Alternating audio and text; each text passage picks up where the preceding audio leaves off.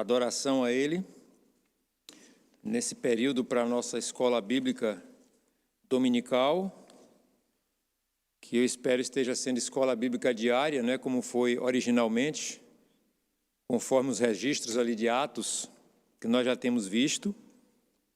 A EBD, Escola Bíblica Diária, começou ali, e nós temos o privilégio, diariamente, de estudar a Palavra de Deus para sermos aqueles discípulos que o Senhor deseja e para o que nos salvou, né? E lembrando o que o próprio Jesus Cristo nos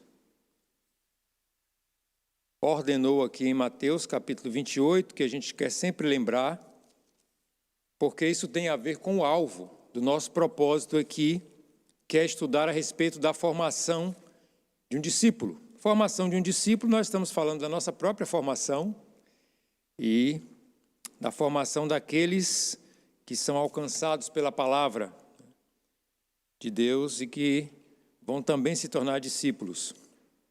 Eu quero começar esse período orando.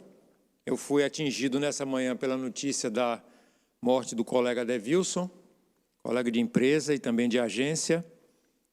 E eu quero orar nessa hora, mais uma vez, pela sua família, como já foi feito aqui. Vamos orar. Nosso Deus e Pai, muito obrigado, Deus, porque o Senhor conhece todas as coisas, o Senhor está a par de todas as coisas, nada foge ao teu controle, ainda que nem sempre nós entendamos, ó Pai, as direções que a vida toma e os propósitos que o Senhor tem, porque o Senhor tem propósito em todas as coisas para nos ensinar e para nos conduzir para o Senhor mesmo. Nessa hora eu quero lembrar, ó Pai, com súplica pela família de Adevilson, principalmente, sua esposa e toda a sua família ali próxima, de dentro de casa e os demais, suplicando a Deus o conforto, o consolo, o sustento e a esperança que só o Senhor pode dar a ela nesta hora, ó Pai. Que ela seja alcançada, ó Deus, com esse conforto do Senhor na sua vida, também, ó Deus, a sua família, também aqueles amigos mais próximos, os colegas que sofrem agora a sua perda. E eu quero, ó Deus, nessa hora depositar diante do Senhor essa oração de súplica, sabendo, ó Deus, que o Senhor é suficiente para alcançar, ó Deus, a sua alma, as suas emoções, a sua mente e dar a ela a força e o sustento necessário, ó Deus, para esse momento difícil que ela está enfrentando agora e que, sem dúvida, enfrentará com a falta do seu esposo. Eu quero agradecer ao Senhor, Pai, porque nós podemos orar com confiança, com segurança, com esperança, em nome de Jesus, sabendo que o Senhor ouve. E nessa hora colocamos aqui a nossa súplica pela sua família, em nome de Jesus. Amém. Muito bem, irmãos. Continuando aqui, nosso estudo a respeito da formação de um discípulo, eu quero só lembrar que nós temos um alvo, né? O alvo é sempre aquele que o Senhor Jesus estabeleceu, né? Que está registrado tanto em Mateus capítulo 28, a partir do versículo 16, 18 a 20, mais propriamente dito, e em toda a palavra de Deus, né? Em outros textos da palavra, em Lucas capítulo 24, por exemplo, em Atos capítulo 1, nas últimas palavras que ele deixou com seus discípulos, aqueles que ele mesmo formou, conforme está lá em Marcos 6, aqueles que ele chamou e com quem se relacionou. Então, o objetivo é sempre esse, formar, atrair pessoas para Jesus e desenvolver o caráter de Jesus nessas pessoas, assim como Jesus desenvolve o seu caráter em nós, né? Esse é sempre o objetivo. Deus chama pessoas para um relacionamento, como nós temos visto, nós vimos desde o início da palavra de Deus. Para isso ele nos criou. Muito bem. Então hoje nós estamos na segunda parte daquela lição, a dinâmica do discípulo, tá bom? Então no PDF, isso é na página 32, a partir da página 32. Vocês podem achar aí também na sua lição impressa, pode procurar a dinâmica do discípulo, parte 2. E para complementar aqui essa introdução inicial, eu quero ler com vocês Gálatas capítulo 4, versículo 19,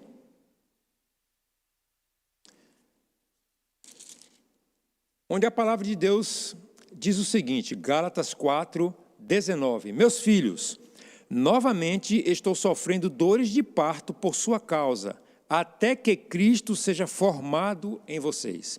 Esse é o objetivo do discipulado, Cristo ser formado na nossa vida. Ou, em algumas tradições, diz até que Cristo seja gerado em vocês. Tá? Aí eu pergunto, essa expressão, essas palavras que foram escritas aqui, que estão descritas em português, que foram escritas em grego, no Novo Testamento, o que isso quer dizer? Originalmente, esse texto quer dizer, se refere, significa, tem um sentido de formar o caráter de Cristo em nós. Né? Então, bom, se a palavra de Deus diz que nós é que nascemos em Cristo, como é que Cristo nasceu em nós? Quando nós recebemos a Jesus como Salvador, somos incluídos no corpo dele, pelo Espírito Santo de Deus, nos tornamos filhos de Deus, nos tornamos novas criaturas em Cristo, como está lá em 2 Coríntios capítulo 5. Né?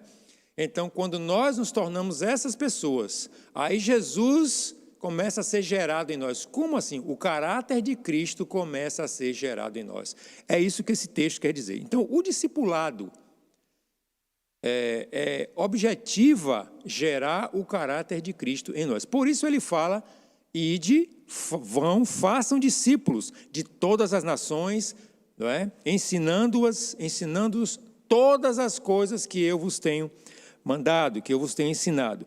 Vão e façam, ou ide e fazei, dependendo da tradução, originalmente está numa forma verbal, porque ir, fazer, são verbos. Tá? Vão, verbo, façam, fazei, verbo. O verbo é uma palavra, é um tipo de palavra que traduz ação, né, que expressa a ação, geralmente, quase sempre. E é esse o caso aqui. E a palavra está no imperativo vão, uma ordem. No original, a língua grega tem uma forma verbal que nós não temos no português, que chama-se presente contínuo. Então, se fôssemos traduzir literalmente o que está escrito aqui em Mateus capítulo 28, nós teríamos que traduzir da seguinte forma: enquanto vocês estão indo, façam discípulos. Né? Vão fazendo discípulos e vão ensinando. Como fazer discípulos? Ensinando-os a guardar todas as coisas que eu vos tenho feito. E de pregar o evangelho a toda criatura. Enquanto vocês estão indo, façam discípulos. Então, na verdade, a gente começa a fazer discípulos quando a gente começa a se relacionar com pessoas com o objetivo de ganhar essas pessoas para Jesus. Não, mas a gente primeiro prega o evangelho, a pessoa se converte, aceita Jesus, nasce de novo e depois ela se torna um discípulo. Bem, esse não é o processo de Deus. Porque quando Jesus atraiu pessoas para si, e o nosso método é o método de Deus, né? O método que nós estamos estudando com o auxílio do nosso irmão que fez tão brilhantemente, que preparou tão brilhantemente essas lições, o método é o método de Jesus. O que ele fez? Ele saiu para se relacionar com pessoas, com multidões, e dessas multidões, desses grupos, no meio dessas pessoas, ele chamou para si aqueles que ele mesmo viu, e conforme ele mesmo disse, que Deus encaminhou para ele, porque é Deus quem encaminha, e aqueles que ficaram, ele foi então, a todos esses, foi ensinando as verdades de Deus. Enquanto essas verdades eram sendo ensinadas, as pessoas entendiam, aceitavam a Jesus, recebiam a Jesus como Salvador. Esse é o processo. Tá? Então, ir fazer discípulo é o que nós temos que fazer. Tá? Salvar pessoas é obra do Espírito Santo de Deus. Nós vamos ensinando a respeito de Jesus. Tá? Então, essa forma verbal, presente contínuo, é a forma que está esses verbos quando Jesus disse ide. Então, enquanto vocês estão indo, vão fazendo discípulos. Como? Ensinando todas as coisas. Então, Cristo instruiu a seus discípulos que ensinasse as pessoas. Né? Então, Cristo instruiu assim.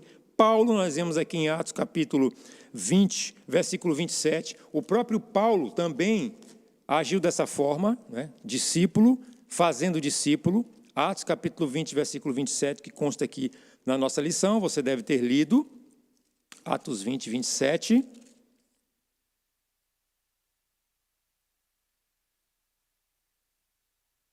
Pois não deixei de proclamar-lhes toda a vontade de Deus. Cuidem de vocês mesmos e de todo o rebanho sobre o qual o Espírito Santo os colocou como bispos, como líderes, para pastorearem a igreja de Deus, que ele comprou com seu próprio sangue. Então, o objetivo de Paulo era ensinar, assim como diz, era instruir, porque toda a verdade de Deus, toda a vontade de Deus precisa ser levada ao discípulo. Então, fazer discípulo é ensinar as verdades de Deus àquelas pessoas que ele encaminha para nós. Em Colossenses capítulo 1, versículo 28, também repete essa verdade. Nós o proclamamos, advertindo e ensinando a cada um com toda a sabedoria para que apresentemos todo o homem perfeito em Cristo. O objetivo de fazer discípulo é isso. É formar o caráter de Cristo nas pessoas, ensinando as verdades a respeito deles. Então, eles vão aprendendo a respeito de Jesus. Então, para isso, ensine a Bíblia ao seu discípulo. Tá? Desculpa. Por quê? Porque é a palavra de Deus que vai instruir, é a palavra de Deus que vai abrir os olhos. A palavra de Deus é eficaz para isso. Hebreus, capítulo 4, versículo 12, a palavra de Deus nos diz assim: pois a palavra de Deus é viva e eficaz, mais afiada do que qualquer espada de 2 gumes, ela penetra até o ponto de dividir a alma e espírito, juntas e medulas, e julga os pensamentos e intenções do coração. Então, irmãos, fazer discípulos é ensinar a palavra de Deus. Por quê? Porque é a palavra de Deus que é eficaz, ou seja, ela produz os efeitos que nós queremos ver, que Deus quer ver na vida do discípulo. Então, nós ensinamos a palavra de Deus. Também porque, conforme está aqui em Salmo capítulo 119, versículo 18, a palavra de Deus abre os olhos. Abre os meus olhos para que eu veja as maravilhas da tua lei. Não escondas de mim os teus mandamentos. Versículo 19. Então, ensinamos a palavra de Deus porque é ela que abre os olhos, é ela que encaminha. A própria palavra de Deus nos diz aqui no mesmo Salmo 119, lâmpada para os meus pés e luz para o meu caminho. A tua palavra é lâmpada para os meus pés e luz para o meu caminho. Isso está no versículo 105. Então, a palavra de Deus esclarece, a palavra de Deus abre os olhos. É a palavra de Deus que produz os efeitos que nós queremos ver na vida do discípulo. Então, suas lições, suas verdades devem ser ensinadas. Só que a palavra de Deus é mais do que um monte de ensinamentos, de verdades, de princípios. A palavra de Deus é prática. Obrigado. Então, as lições da palavra de Deus devem ser acompanhadas da prática. E era isso que acontecia na vida de Jesus, por isso que Jesus era ouvido. Aqui em Mateus capítulo 7, versículos 24 e 29, Mateus 7, 24 e 29, é uma das ocasiões em que a gente vê Jesus falando a respeito disso. Quando nós lemos o Novo Testamento, nós vemos as inúmeras vezes em que Jesus esteve com os discípulos em diversas situações rotineiras do dia a dia. Numa situação em que foi trazida a ele uma prostituta e se perguntou o que se devia fazer com ela, porque a lei mandava ser apedrejada. Então Jesus, sem levantar a voz, sem ficar bravo, sem ficar irritado, ele simplesmente disse: olha, aquele que não cometeu pecado, atire a primeira pedra. Então aqueles homens foram embora e ele conversou com aquela mulher e ele disse: olha, se eles não te acusaram, também não te acuse, perdoa, vá e não peque mais. E em diversas outras situações, em diversos outros embates do dia a dia, situações da rotina do dia a dia, Jesus ensinou aos seus discípulos de forma prática e, por isso, esse ensino se tornou eficaz, eficiente. Isso quer dizer o quê? Isso quer dizer que quando a gente pratica aquilo que a gente ensina para o discípulo, essa verdade tem valor. As pessoas ouvem, e as pessoas ouvem com prazer. Então, aqui em Mateus capítulo 7, versículo 24, a palavra de Deus diz: porque quem ouve estas minhas palavras e as pratica é como o homem prudente que construiu a sua casa sobre a rocha. Aí no versículo 29, mais abaixo, Jesus diz assim: porque ele as ensinava como quem tem autoridade e não como os mestres da lei. Versículo 28, anteriormente, diz: quando Jesus acabou de dizer essas coisas, as multidões estavam maravilhadas com o seu ensino. Então Jesus ensinava as multidões. Daquelas multidões saíram dezenas de discípulos. E por que eles ficavam impressionados? Por que as multidões o ouviam com prazer? Porque ele praticava, o ensino dele era prático, ele praticava aquilo que ele falava, e não como os mestres. Então, muitas vezes as pessoas se tornam mestres, mas aqueles que os ouvem, não ouvem com prazer. Por quê? Porque quando olham a vida do mestre, aquelas palavras não são vida prática. E os ensinos de Deus, os ensinos de Jesus são vida prática e por isso as pessoas o ouviam com prazer. Então, as lições devem ser práticas, ou seja, eu preciso mostrar com a minha vida. Tá? O verdadeiro discípulo de Jesus, ele pode falar como Paulo: sede meus imitadores, como eu sou de Cristo. Né? Isso está lá em Efésios. Então, irmãos, uma questão fundamental no ensino da Bíblia ao discípulo é que esse ensino precisa ser prático. Tá? Esse ensino precisa ser da palavra de Deus, porque é ela que faz os efeitos. Nós não vamos ensinar dogmas, nós não vamos ensinar preceitos religiosos. Nós vamos ensinar a palavra de Deus, porque é ela que faz os efeitos que Deus quer na vida do discípulo. Vamos ensinar a palavra de Deus, porque ela é quem esclarece, ela é quem abre os olhos para as verdades de Deus. E vamos ensinar de forma prática, porque esse ensino prático ele tem efeito. As pessoas ouvem, as pessoas acreditam, porque veem o resultado dele. Né? Interessante que Jesus era muito habilidoso também da forma como ele ensinava. Essa forma prática de ensinar é muito eficiente, por quê? Porque as pessoas podem muitas vezes ver nas ações aquilo que é ensinado com as palavras, ou podem ser ensinadas sem as palavras daquele ensino, mas com as ações que representam a ele. Né? Então nós vemos aqui, por exemplo, Mateus capítulo 21, versículo 19. Vamos a Mateus novamente, Mateus capítulo 21, versículo 19. Sempre gosto de lembrar que nós estamos estudando a palavra de Deus, então temos que lê-la.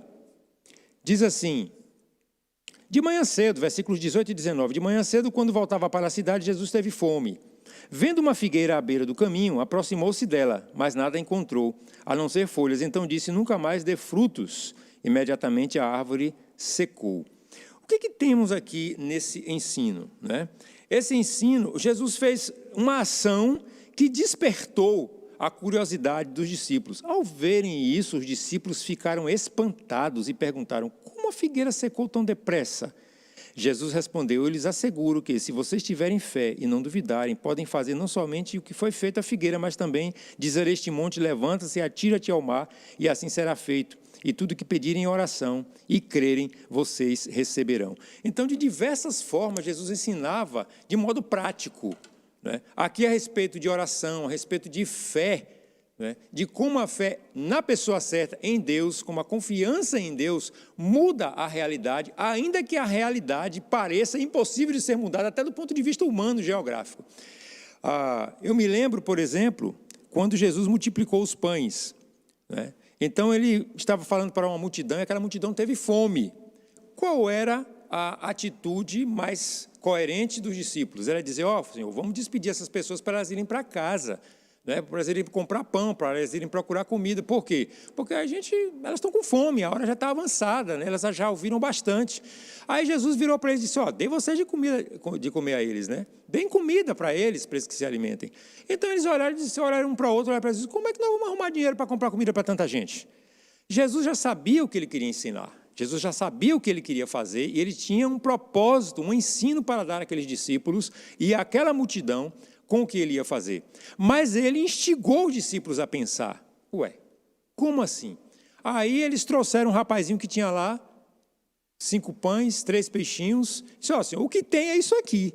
Imagina, na cabeça dele deve ter passado o seguinte: bom, se a gente for distribuir isso aqui, vamos dar para os primeiros, vamos sair correndo, porque o restante da multidão vai querer nos estraçalhar aqui, de raiva pelo menos. Né?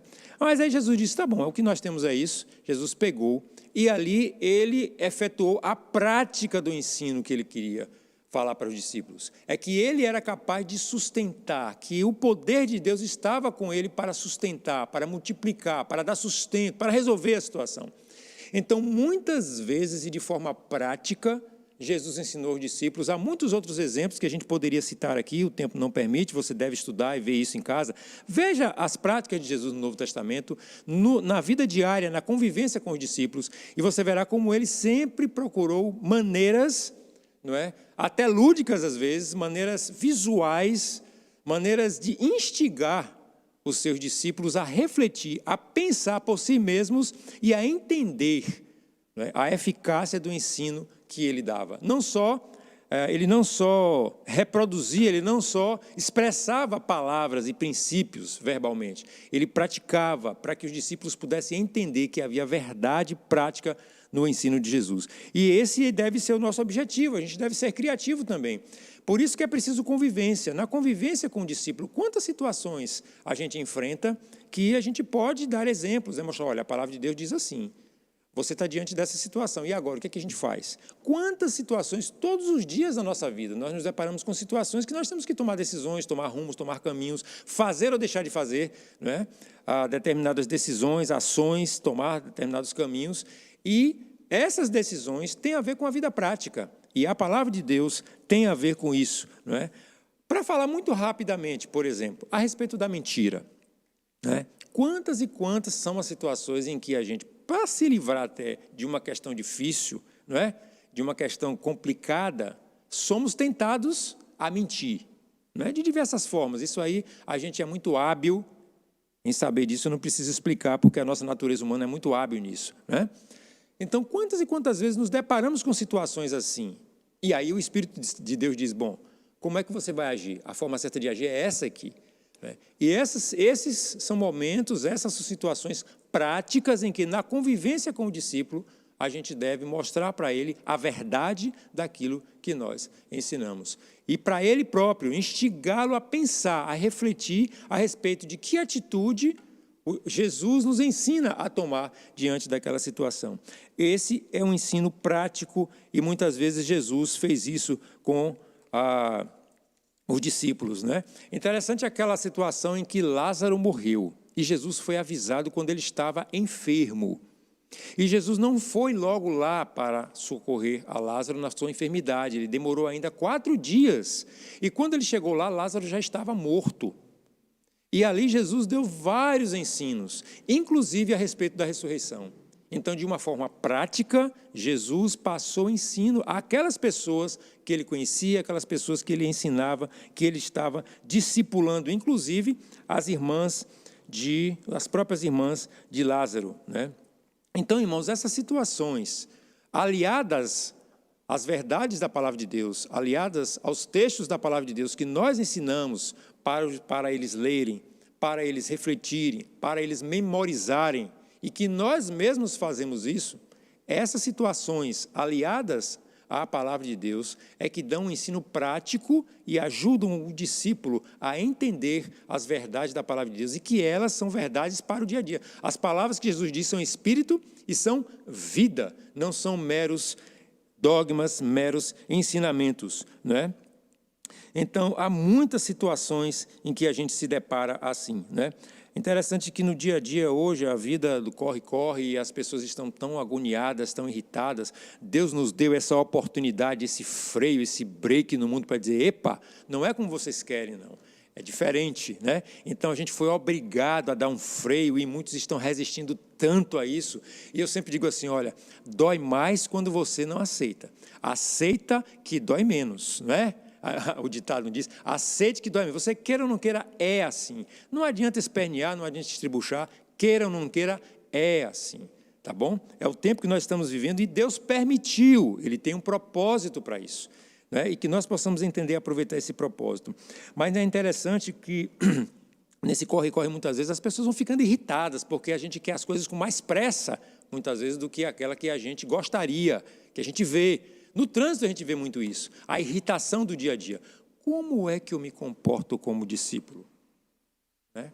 Porque a palavra de Deus fala a respeito de domínio próprio, que faz parte do fruto do Espírito Santo em minha vida. Gálatas capítulo 5. Como é que eu me comporto com o domínio próprio? Né? E no meu trabalho, no dia a dia, no relacionamento com os meus colegas e com as pessoas que chegam para eu, quando a pessoa me irrita, quando a pessoa me provoca, né? O que eu faço? O que a palavra de Deus diz? Né? Que a palavra branda desvia o furor, mas a resposta dura suscita a ira. A palavra de Deus diz que todo homem seja pronto para ouvir, tardio para falar, tardio para se irar. Imagina o meu discípulo me vendo me irar numa situação comum do dia a dia e lendo esse texto da palavra de Deus. Então, A prática é diferente do ensino. A prática precisa acompanhar o ensino, e é disso que a palavra de Deus fala. É isso que é fazer discípulos, irmãos, na prática. É muito mais do que um monte de ensinamento, é muito mais do que todos esses papéis aqui, com esses esboços, não é? Com esses pontos e subpontos. Isso é vida prática, irmãos. A vida de discipular, de ser discípulo e de reproduzir discípulo é mais do que um monte de ensinamentos, um monte de pontos e subpontos. Isso é vida prática, porque Jesus produz vida, e é o que Ele produz em nós, o que nós vamos produzir, como disse lá, Gálatas capítulo 4, versículo 19, gerar o caráter de Cristo no discípulo. Esse é o objetivo do discipulado, né? Então, os princípios que nós aplicamos são os princípios de Deus, da palavra de Deus, ainda que a gente use um monte de exemplos, não é, de ilustrações, são muito boas ilustrações, histórias, piadas às vezes até, são muito boas para se usar quando elas buscam o objetivo de aplicar, de mostrar a aplicação da palavra de Deus na vida do discípulo, né? E as aplicações têm implicações, tá? Aqui fala a respeito do seu discípulo deve examinar os possíveis efeitos de longo alcance que essa decisão acarretará. A decisão de seguir a Jesus. E foi isso que Jesus, durante os seus 3 anos de ministério, passou para os seus discípulos, e isso que ele disse que deveria ser passado e chegasse até nós. Por isso ele dedicou o capítulo de João todo, dedicou toda uma oração que depois foi transformada no capítulo 17 pelos seus discípulos. Não foi só ali que ele orou por nós também, porque ele sabia das implicações, é a vida de Jesus em nós, né? Então, irmãos, líderes, mestres, discípulos, professores que sejam, são pessoas que têm em si o caráter de Jesus sendo desenvolvido, fortalecido, e isso não vai parar nunca, e que reproduzem, que querem reproduzir esse caráter na vida das pessoas que nós convidamos para conhecer a Jesus. Essa é a dinâmica do discipulado, esse é o desafio que Deus nos traz na sua palavra, né? Então, todos nós, como seres humanos que somos, temos pontos fracos e temos pontos fortes, né? E é importante a gente identificar esses pontos, né? Tem pessoas que têm uma boa, uma facilidade de se comunicar, tem outras que não têm. Jesus não escolheu só pessoas que têm facilidade de se comunicar como seus discípulos. Tem pessoas que têm uma formação cultural maior e outras nem tanto, assim como também eram discípulos de Jesus. Interessante que Jesus escolheu uma variedade de pessoas, de temperamentos, né? Até de posicionamento, de desenvolvimento social entre os discípulos, que ele atraiu para si e que ele ensinou. E essas pessoas todas foram submetidas ao mesmo caráter de Cristo. E essas pessoas foram aquelas que começaram a disseminar a palavra de Deus. Um grupo dessas pessoas foram aquelas que pregaram ali em Atos capítulo 2. Outros depois foram alcançados, como o apóstolo Paulo, por exemplo, um homem com uma formação cultural elevada, com uma posição social elevada, não é? Um homem que tinha assim, qualidades de líder, um homem que era eloquente no falar, né? Um homem que tinha uma formação diferenciada, um homem que era judeu e era também romano, um homem que era do exército, um homem que tinha um temperamento muito forte. Deus usou esse homem, trabalhou na vida desse homem, formou o caráter de Cristo na vida desse homem, e esse homem foi responsável para reproduzir esse caráter na vida de outras pessoas. Assim somos nós. Assim somos nós, somos eu e você que conhecemos a Jesus. Esse é o propósito, o objetivo de Deus, né? Que a gente possa entender isso, né? E nós possamos planejar, nós podemos orar a Deus, pedir a Ele que nos dê sabedoria, né, que nos dê entendimento da sua palavra, que nos dê fidelidade para gastar tempo com isso, que Ele nos dê sabedoria para nos organizar, né, para nos planejar, para que a gente possa desenvolver essa vida de Cristo em nós. É muito mais do que uma obrigação, irmãos, né? É a vida de Cristo que opera em nós e através de nós simultaneamente. E isso acontece com os nossos pontos fracos e com os nossos pontos fortes. Jesus aceita o pacote completo, né? O pacote, quando vai para Deus, vai completo. E Ele vai trabalhando, Ele vai nos aperfeiçoando, desde que a gente se submeta, desde que nos coloquemos à disposição para que Ele trabalhe em nós e através de nós.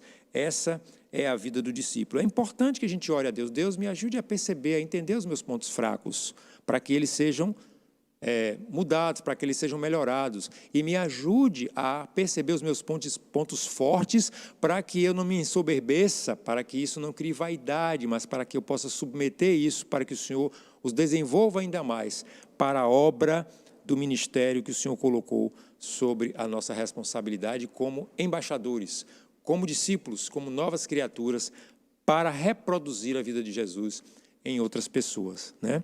Que Deus abençoe a cada um de vocês, que isso possa acontecer hoje. Nós vivemos um tempo que você pode usar mensagens, pode usar o WhatsApp, as pessoas com quem você já tinha contato, as pessoas de paz, né, que nós intitulamos nossa preparação, que são aquelas pessoas que a gente percebeu o desejo, não é, de conhecer a Jesus, de estudar a palavra de Deus, que exerça isso, mantenha contato, não deixe ficar distante, passe alguns versículos para ela, dê algumas sugestões práticas de cartões, dê uma ideia, por exemplo, você que já a conhece um pouco mais, talvez, dê uma ideia de um estudo da palavra, mande alguns versículos sobre alguma dificuldade que ela tenha, esses dias de muita ansiedade, das emoções assim, talvez a flor da pele, de pessoas que estão tristes em casa, que estão, às vezes, sem saber o que fazer, estão com problema de família, às vezes estão com os filhos dentro de casa, enfim, uma série de situações, talvez enfermas, que a gente pode ajudar essa pessoa com a palavra de Deus e mostrando como a palavra de Deus é completa no sentido de nos socorrer em toda situação, E isso é reproduzir a vida de Cristo, é fazer discípulo. Deus o abençoe nesse trabalho, nessa tarefa e nessa função realmente no corpo de Cristo que você e eu temos como discípulos, tá bom? Vamos orar. Obrigado, Deus, pelas pessoas que estão aqui nos ajudando nesse trabalho de compartilhar a palavra de Deus, para que nós sejamos discípulos melhores, discípulos mais fortalecidos, discípulos mais animados, ó Deus, nesses dias de tantas dificuldades que nós não esperávamos e muitas vezes não sabemos como fazer as coisas. Muito obrigado por esses que estão aqui, ó Deus, em toda essa preparação, na interpretação. Abençoa as meninas a cada dia, Pai, abençoa Mateus no seu trabalho, abençoa também Hércules no seu trabalho, Deus, no cuidado com a sua família. Abençoa aqueles que têm ouvido a Tua palavra aqui, ó Deus, essas lições, para que o Teu Espírito nos estimule, nos encoraje, ó Pai, para deixar que a vida de Jesus realmente seja formada em nós e nós possamos atingir aqueles, ó Deus, que o Senhor deseja, que o Senhor tem trazido a nós. Dá-nos a sabedoria para perceber essas pessoas. Dá-nos a sabedoria, ó Deus, para alcançar essas pessoas nesse dia difícil, com mensagens da Tua palavra, com o nosso contato, com a nossa disposição, talvez somente com o nosso oi, com o nosso alô, para que elas percebam, ó Deus, que elas têm alguém que Deus tem colocado, Deus, para ser um suporte em suas vidas. Socorre as famílias daqueles que estão tendo alguma dificuldade em casa, ó Deus, de toda a ordem. Tenha misericórdia daqueles que têm tido dificuldade no sustento, ó Deus. Abençoa os enfermos e fortalece-os, ó Pai. E mais uma vez te suplico que o Senhor fortaleça, ó Deus, a família de Adevilson. Envia alguém para que com a Tua palavra, ó Deus, possa confortá-los nesta hora, em nome de Jesus. Amém.